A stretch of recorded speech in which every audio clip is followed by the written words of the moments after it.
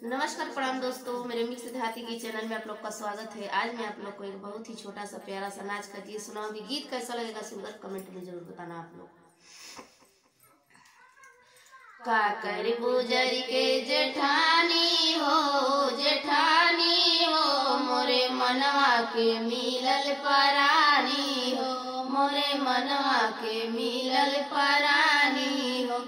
साँझ सवेरे पिया खाना बनावे, साँझ सवेरे पिया खाना बना।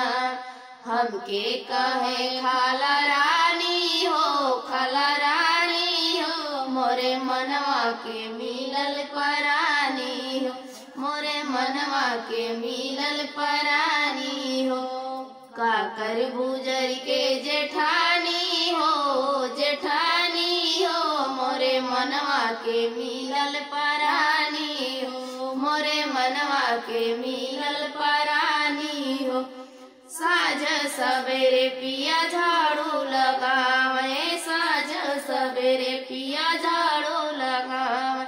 हमके कहे बैठा रानी हो, बैठा रानी हो, मोरे मनवा के मिलल परानी हो, मोरे मनवा के मिलल परानी हो। काकर गुजर के जेठानी हो, जेठानी हो, मोरे मनवा के मिलल परानी हो, मोरे मनवा के मिलल परानी हो। साँझ सवेरे पिया बिस्तर लगावे, साँझ सवेरे पिया बिस्तर लगावे। हमके कहे सोला रानी हो, सोला रानी हो, मोरे मनवा के मिलल परानी हो, मोरे मनवा के मिलल परानी हो।